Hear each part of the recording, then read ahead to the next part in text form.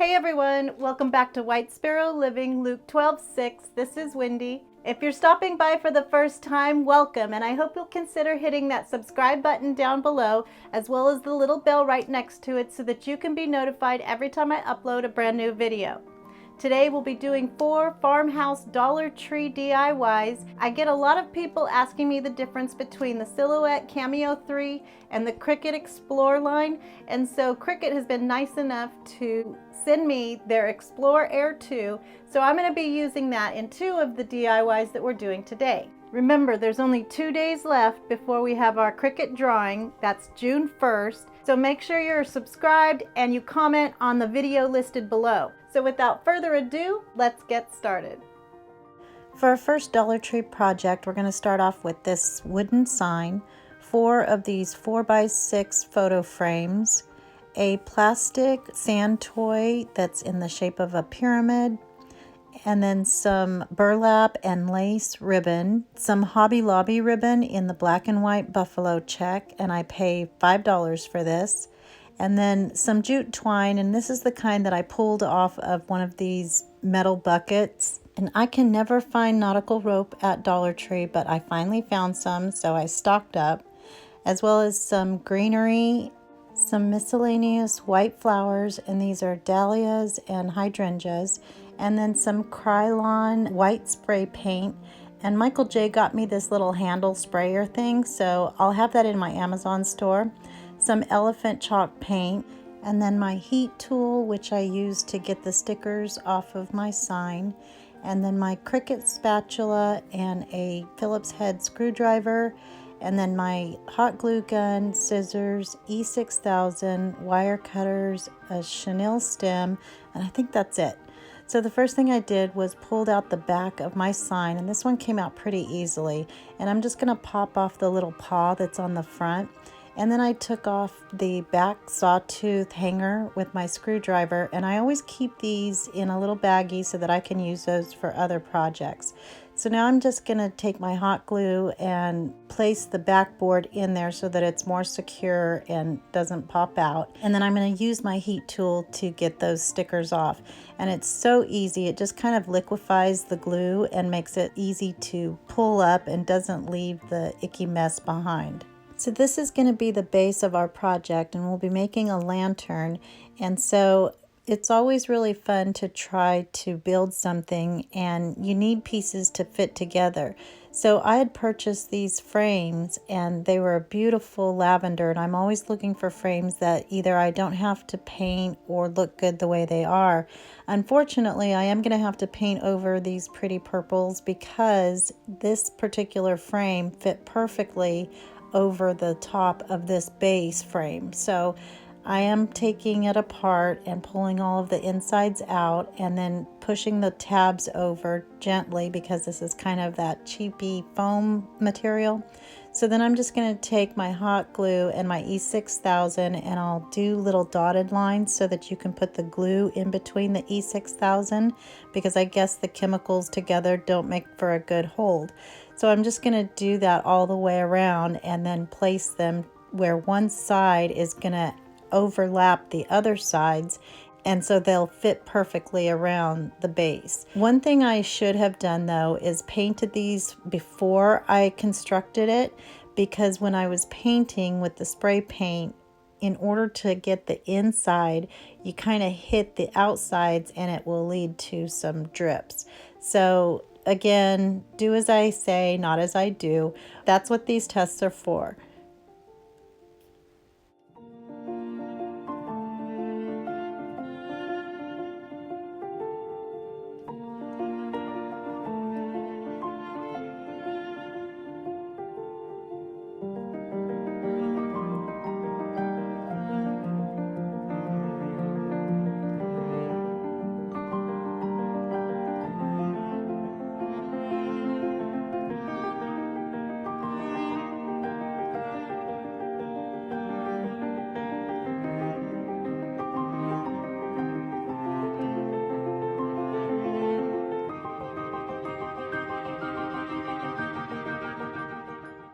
So now I'm going to replace the glass and put it back into each of the frames. So I opened the tabbies back up. Again, another reason to probably construct it after it's been painted, and it would be easier to put the glass in if they were still just flat and not attached.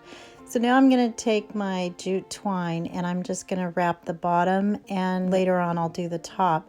But I just took a piece and used my hot glue, and I use a fine tip hot glue gun for this project, or anything that needs some detailed work and skinny lines of glue, and so that gives you less seepage, whereas the larger opening just kind of globs it on there a little bit too big and then it'll seep out. So I'm going to make sure I figure out which side I want to be my front. So because I did have some drips, I made sure that that would be in the back and it wouldn't show. So I just cut off my jute twine to the size that I needed and then attached them together. And then I'm going to add my lid by putting a piece of burlap ribbon across the top back portion, because I need the top to open so that I can put whatever I want inside of it. Now this piece of burlap that I used was a little too narrow, so I did have to extend it and use a larger piece so that it would open a little bit more. So I just glued my ribbon to both the lantern and then the bottom portion of my sand toy, and then that gave me a little hinge. And I also made sure that the little hole where the tag was towards the back also.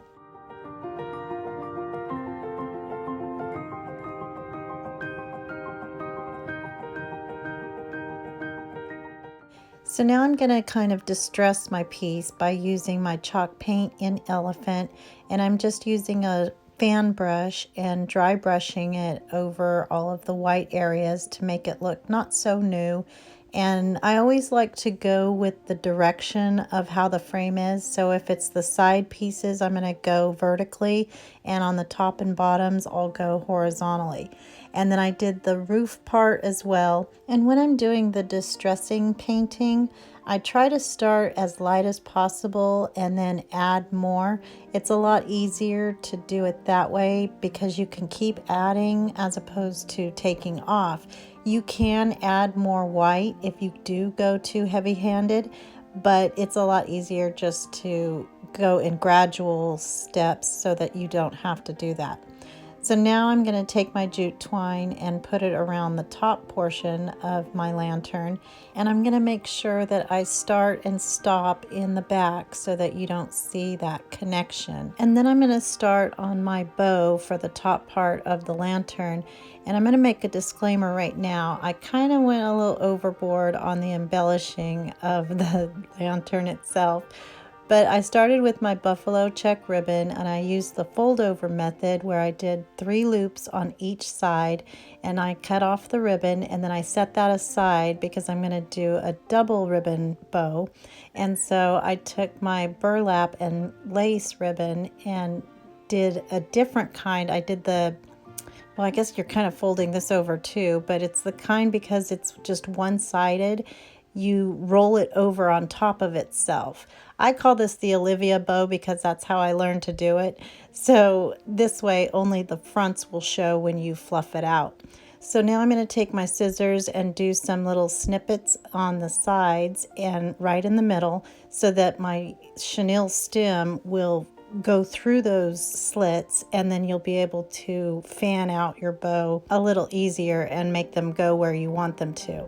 So I just twisted my chenille stem in the back and then started fluffing. And I kind of fluff the entire time all the way up until after it's completely done. So I just pull left and pull right with each of those loops until I get it into the position that I want. And then at the ends, I'm going to dovetail them by folding them in half and then cutting them at an angle.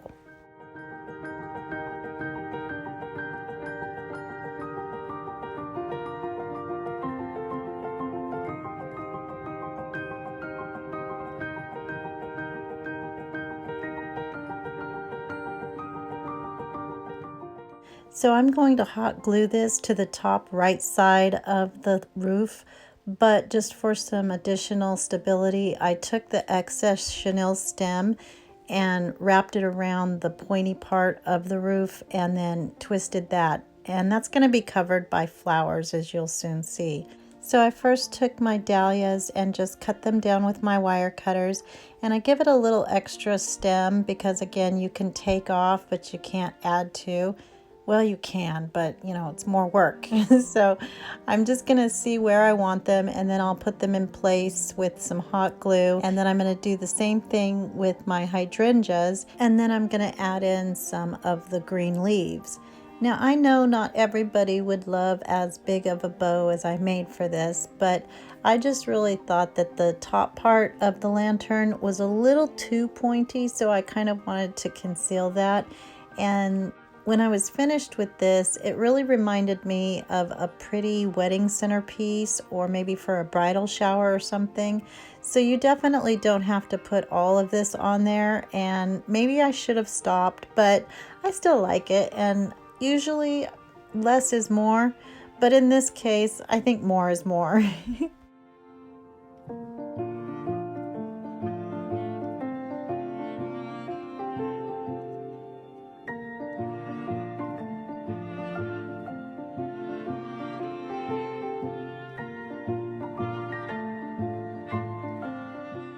So then to make a handle, I'm just going to take my nautical rope and hot glue that to each of the sides of the roof, and then I'll kind of cover it up with some leaves because Lord knows there's plenty of it.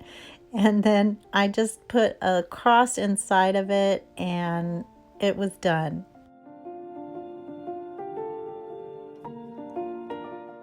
And here it is all finished, and I still love the fact that it is very farmhouse, and buffalo check, hydrangeas, and burlap are three of my favorite things.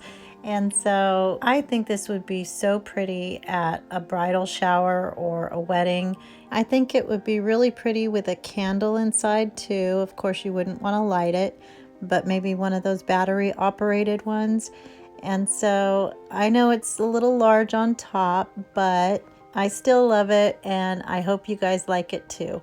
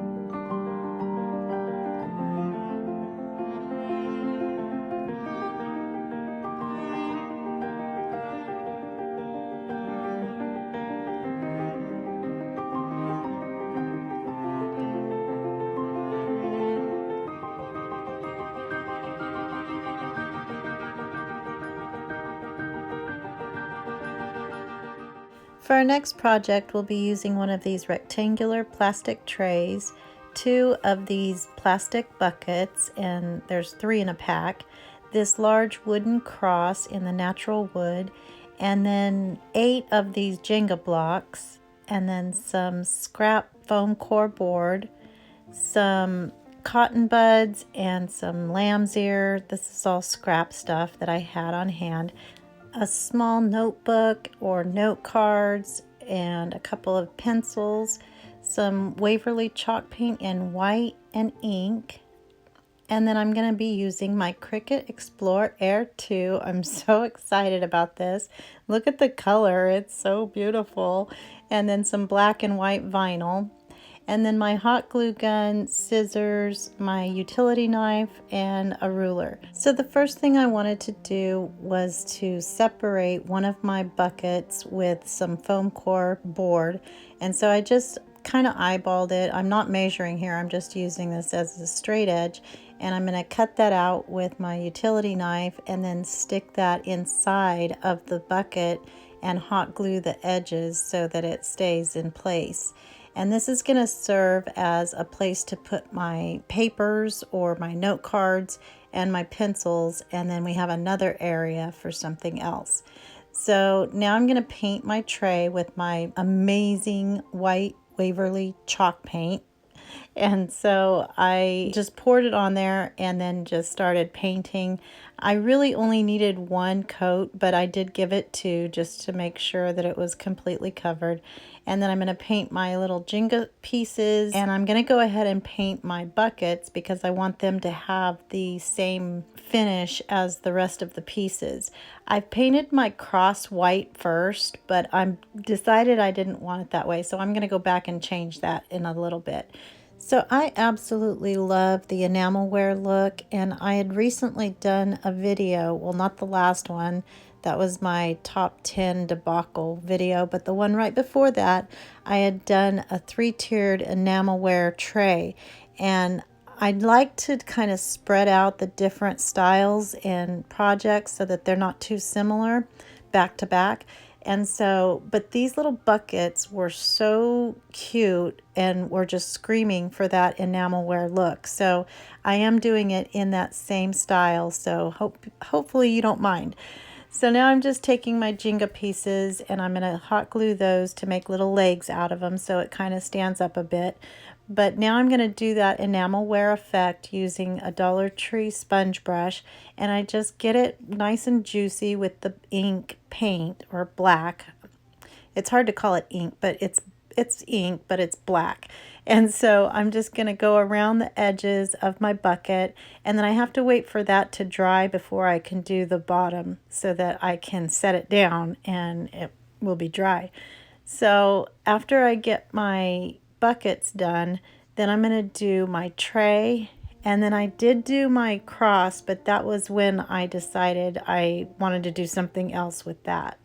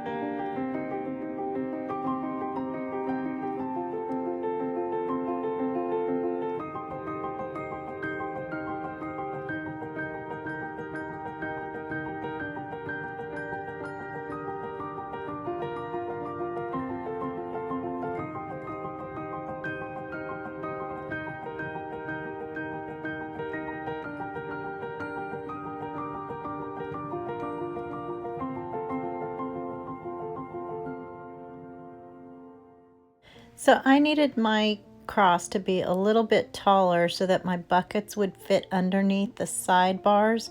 And so I took a couple of Jenga pieces and hot glued those together. You could use super glue for this, but it's not going to show, so it didn't matter if it was a little poofy and spread apart. But I just put 4 of those underneath the base, and that raised it just enough so that everything would fit perfectly. Then I decided here that I'm going to paint it black, and I wouldn't normally paint across black, but the way it turns out I think was perfect, and it was exactly what it needed, and it really pops against the white. So I just painted the entire cross, and I did not paint the base so that it would kind of blend in with the base of the tray. So then after it was completely painted and dried, I took my white chalk paint and then just went along the edges of the cross all the way around and just gave it kind of a distressed look in reverse. And so this kind of takes the place of sanding. If you want to make something look distressed with the black and white, just do the opposite of the enamelware, and I think it looks pretty. So now I'm going to measure for my decals that I'm going to put on my buckets and also on my cross.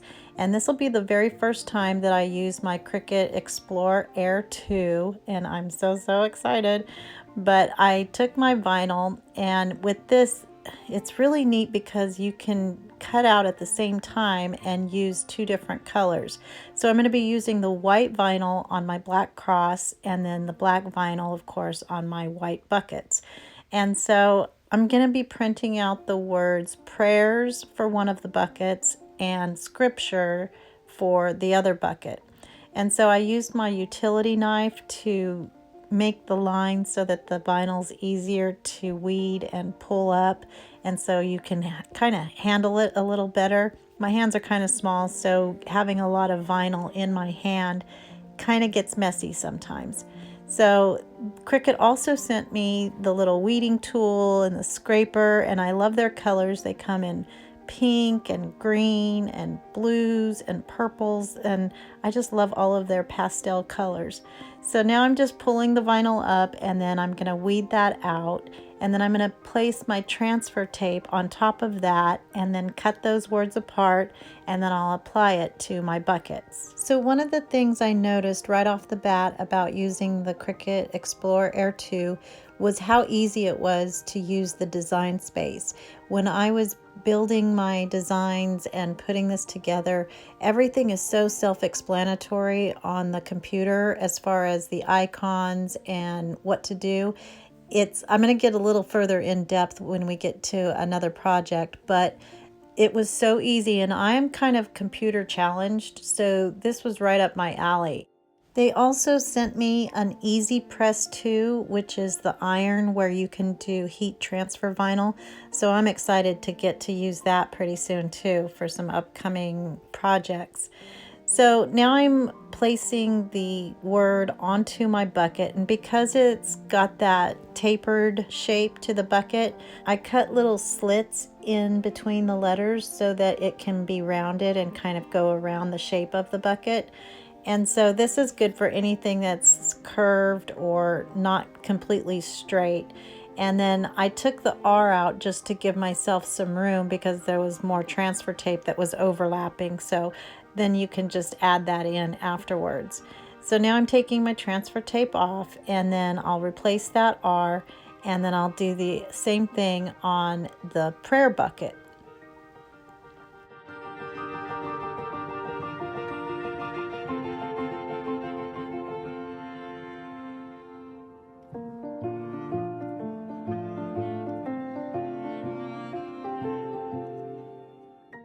So now I'm going through the same process using the white vinyl, and this was a little trickier because I have words that are going to go up and down the cross as well as side to side. So what this whole thing is just a way to have your prayers and your scriptures all in one place. So if someone has asked you to pray for them about something, write it down and put it in the bucket. If you have a prayer yourself, write it down and put it in the bucket. If you need encouragement or somebody in the family needs encouragement, pull a scripture from out of the scripture bucket. Or if you hear a scripture or learn one and think it would be good for somebody else to hear, write it down and put it in the bucket. So it's just a way to keep it all together and keep Jesus at the forefront of your mind.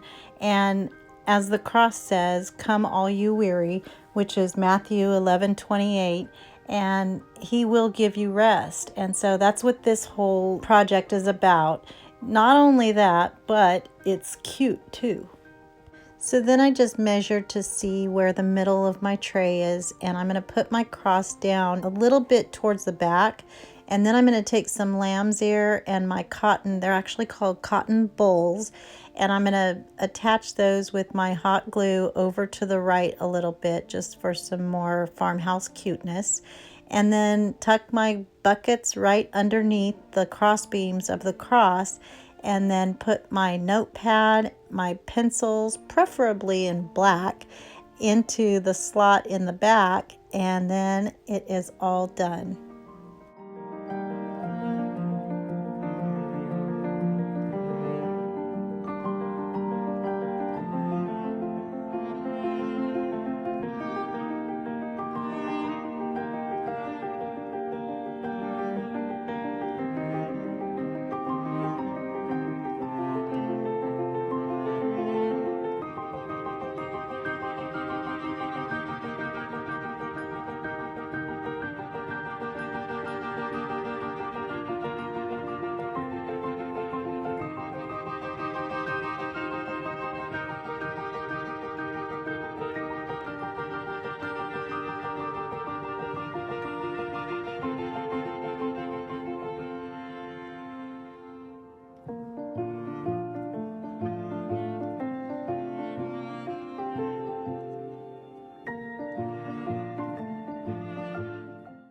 And here it is all finished, and I really love this. I always like enamelware, but this is even more special because of what it is. It's super functional for our spiritual lives, and when you see "Come all you weary," what else could give you more strength than prayer and scripture? So I love this, and I really hope you guys like it too.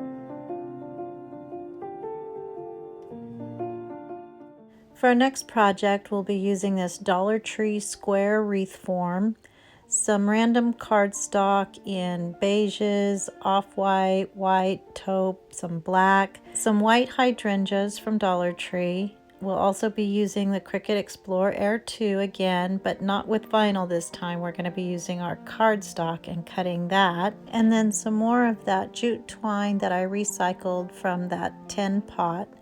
And then my hot glue gun, scissors, and my utility knife. And so just to show you how easy this is, there's two cords that come with the Cricut Explore Air 2. One is the AC adapter that you just plug into the back. There's only two holes, so you have a 50-50 chance of getting it right. Of course, I got mine into the right spot, but the other one I had upside down, but again, 50-50 chance, but those are the only two things you have to plug in to the back of the machine. And then the other side, one you're going to plug into the wall. I'm sure you've done that before. And then the other side is the USB cord that's going to connect to your computer or laptop. This also has Bluetooth capability, so you can actually do this from your phone if you have an iPhone with Bluetooth.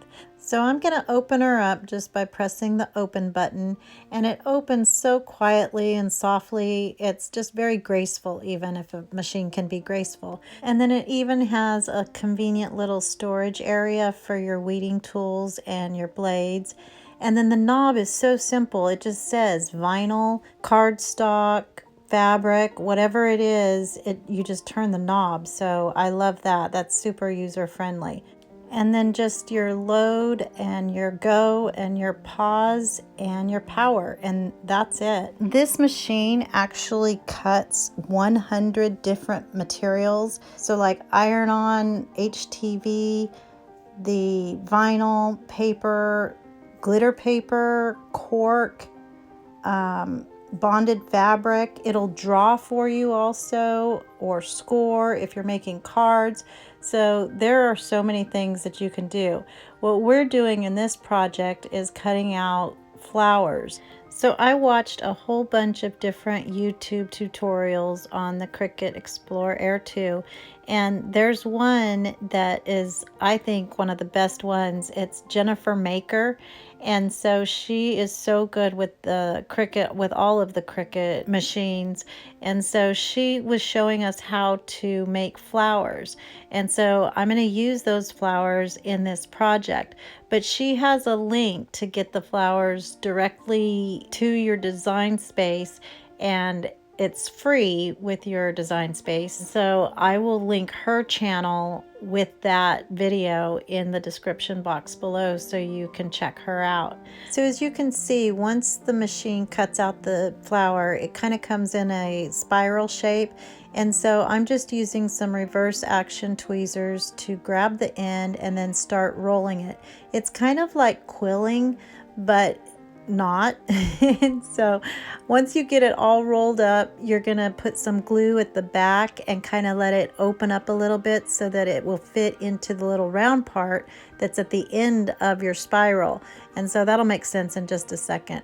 And there's 10 different types of flowers in this particular project. They call it a cartridge, even though it's not really a cartridge.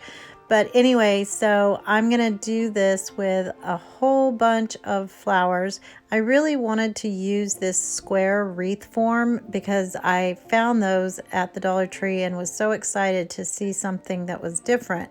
So the problem was I had to cut out a lot of these flowers. So it was a little bit time consuming, but definitely worth it, I think, in the end. So as you can see, I just put my cardstock onto the cutting mat and then it cuts it out, and then you just pull it off and then you start rolling away.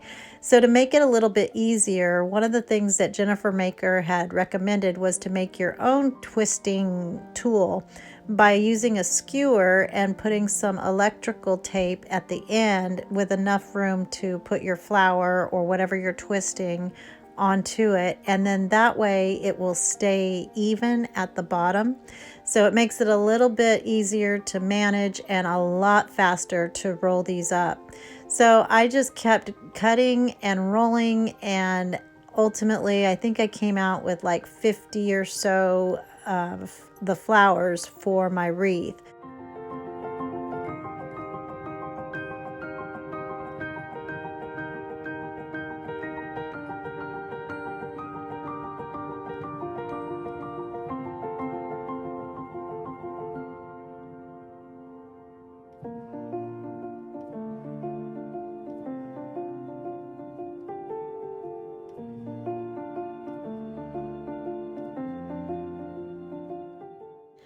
So I had programmed my flowers to be about 8 inches square. And so on my sheets of cardstock, I had about 3.5 inches left at each of the ends. So I used that to wrap my wreath form. And so I just wrapped it around and then hot glued it and cut it off. This is really not going to show too much, but just to give it a base, I wanted to make sure there was something I could actually glue my flowers to so that they would stay in place. And then for the corners, I just cut out little L shapes and tucked it underneath the rings next to it. And then that way everything was all nicely covered. Then I'm going to start gluing my flowers to my wreath, and I just did one color at a time so that I would be able to disperse them evenly over the whole wreath. So I just started with my whites and wanted to make sure that I didn't put the same type of flower right next to each other or the same color. So doing it one color at a time makes it a whole lot easier. And so I kind of thought of it as a couple of different rows. So I did some of the gluing to the inside of the wreath and then some towards the outside or kind of middle, but just so that it didn't look like a complete line all the way around the wreath. And then I'm going to go back in with my final color of black, which I just had a few of those, and then add my hydrangeas to any of the open spots that were on there. And that just kind of acts as the filler and gives it another dimension so that it's not just all paper.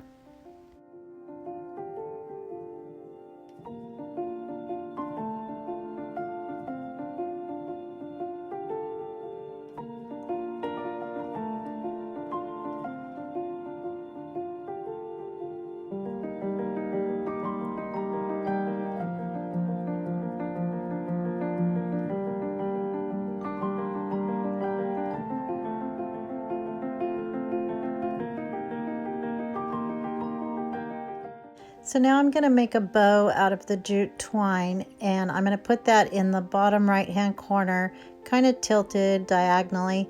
And so I just did 6 loops on each side, and I used a chenille stem to pull it all together just because it's a little heftier as far as jute twine goes. So it's not easy to do a tight knot with this thick of a twine. So I just used my chenille stem and wrapped it in the back, and then I'm going to take some more of the twine and wrap it around that.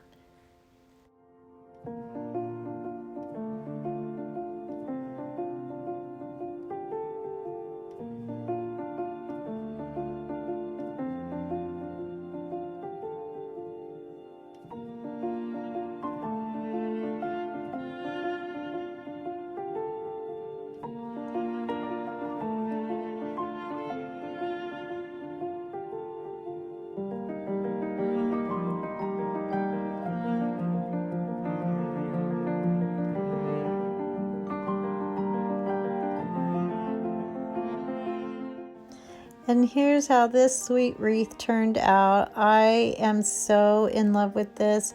It is so soft and pretty, and you should really see it in real life because there's just so much dimension and texture. And I love these muted colors, kind of a monochromatic palette. And then the black flowers just kind of add that accent that just pops. So I really love this, and I loved using my Cricut, and I have so many plans coming up for it. There's so many things you can do with it. I'll have the direct link to buy this machine in my description box below, but they haven't sent it to me yet. So until then, if you want to look around, it's Cricut.com. But I'll also have it available in my Amazon store, and there's a nice little bundle that is about $320 that has the vinyl and all the starter kit equipment and tools. So it's a little pricey, but of course it's, you know, worth the investment in my opinion. And you guys know I never plug anything that I don't truly believe in. So that's the only reason why I'm showing you this. And one of the reasons that I even decided to look into it was because of all of the questions that you guys had been sending me. The only Cricut that I had ever had was the first generation, which is the same one that I'm doing in the giveaway. It's the one that has the little cartridges that you actually put into the machine, so there's no computer required. So I hope that makes sense. I hope you guys got a lot out of this and you learned a lot about the Cricut itself. Now for this project, we're going to be using 2 of the large hula hoops from Dollar Tree. These come in 3 different sizes, but I'm using the large ones. Some ultra flat matte black spray paint. And then also you'll need 2 pieces of 1x6 scrap wood, or you could buy it new, 8 screws, a rotary sander, drill, screw, electrical tape, and utility knife. And then if you happen to have a Michael J, that would work too. So no, I could do this myself. You guys can do this yourselves. But he was home, so I did use him. So the first thing you're going to do is pull off that foil tape that's on the hula hoops. And I used a utility knife, and it was a little hard to start at first, but then once it got going, that got a lot easier. So there's a joint that where the hula hoop comes together, and I just took some electrical tape and wrapped it around and tried to get it as flat as I could because it will show somewhere on our shelf. So I just wrapped it around a few times, and then I'm going to take it outside and spray paint it with the black matte spray paint. And so I showed you this before, but this little handle that goes on top of the spray paint can comes in handy because when I'm spray painting, it makes my finger tired. So I don't know if that's just old age, but it just really makes it a harder job than it really is because you're spraying for so long. So anyway, that's just something that took care of that problem. So now I'm going to measure my shelves and see where I need to cut them and where I want them placed. And then I just took it outside and put it on the miter saw and just cut the 2 pieces. 27.5 inches is what I came up with. That's if you're using the large hula hoops. So like I said, there's 2 other sizes, so if you need to fill a smaller wall, you could get the smaller hula hoops and just customize it to make it whatever size you need. This is actually going to be for a living room makeover that my daughter and I are going to do, and it's for my brother and his wife, and so we are going to do that video pretty soon, within the next couple of weeks. So anyway, now I'm going to take my wood and use my antique wax, and I mixed it with a little bit of the white and then just started painting it onto my boards and then wiping it off. I did try it with just the antique wax by itself, but it was a little bit too dark, and I think because the wood was a yellowy color that it kind of made that stain look a little more red, and so I didn't want the red tint to it. So I took the white and added it to my antique wax, and then once I got it on there, I took a dry brush with some white and just went over it, rubbed that in as well, and then finally, after I got that all blended in, then I went back a third time with a super dry brush just to give it a few of the white streaks.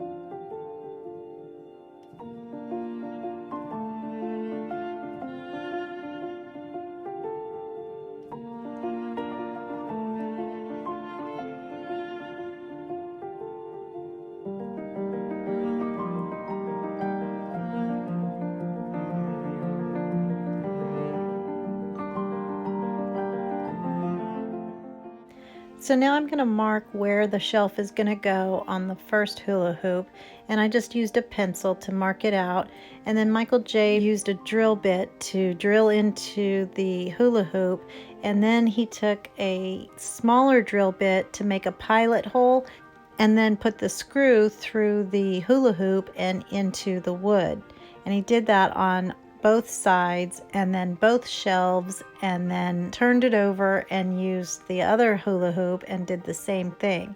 And you'll notice he has a big gauze bandage on his hand. He had a little cut, but there were no band-aids available, so it wasn't bad.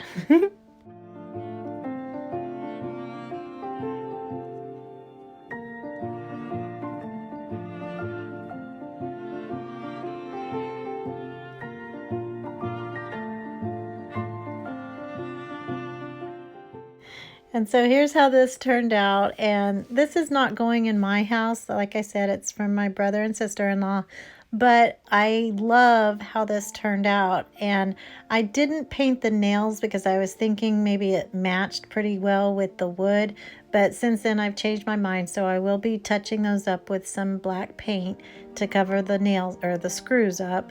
And so I've just got this hanging on two nails where there's another picture that goes up here normally, so it's just temporary, but just so I could show you. I love how this turned out, and I love my paint job on the wood.